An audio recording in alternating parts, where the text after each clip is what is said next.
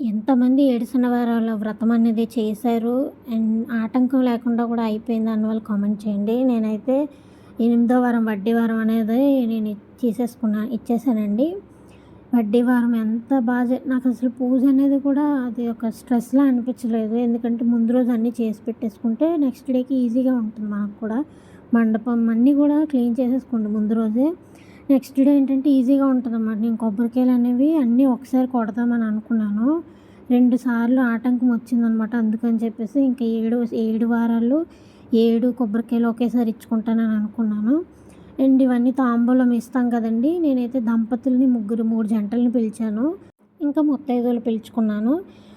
అబ్బాయిలకి ఇలా టవల్స్ పెడుతున్నాను. అమ్మాయిలకి ఏంటంటే శారీ బ్లౌజ్ పెడుతున్నాను. కొబ్బరి బొండం ఇవన్నీ కూడా మీకు తెలిసే ఉంటుంది కదా. సో పూజ అనేది చాలా బాగా జరిగింది. ఆ రోజు నేను గుడికి కూడా వెళ్ళాను. ఈ పిండి ప్రమిదలు సాఫ్ట్గా రావాలంటే ఎలా చేయాలో కూడా నేను నెక్స్ట్ వీడియోలో చెప్తాను. డే అంతా కూడా అసలు పగలకుండా చాలా బాగుంటాయి.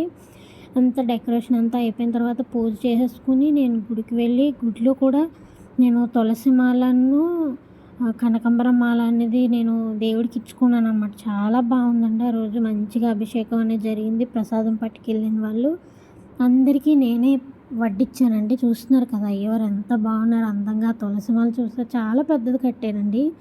2 రోజులు కష్టపడ్డాను ఇవన్నీ కూడా ఏరటానికి. చాలా ఇబ్బంది అయింది కానీ అంతా కనిపించలేదు. అండ్ ఆ రోజు భోజనాలు కూడా చాలా టేస్ట్గా ఉన్నాయని చెప్పి వచ్చిన వాళ్ళందరూ చెప్పారండి. చాలా బాగున్నాయని చెప్పేసి. ఏదో అలా తెలిసి తెలియక ఏదో చేసేసాను. తప్పులేమన్నా ఉంటే అతనే చూసుకుంటారులే అనుకుని. అండ్ ఇక్కడ ఏంటంటే ఇవన్నీ భోజనంకి ప్రిపేర్ చేసేసామన్నమాట. బూరెలు చేసాము, అప్పడం, అరటిపండు, పులిహార, ఏవో పెట్టాములేండి గుర్తులేదు. ఇవన్నీ చేసేసాము. నీట్గా అయిపోయిందండి పూజ అనేది.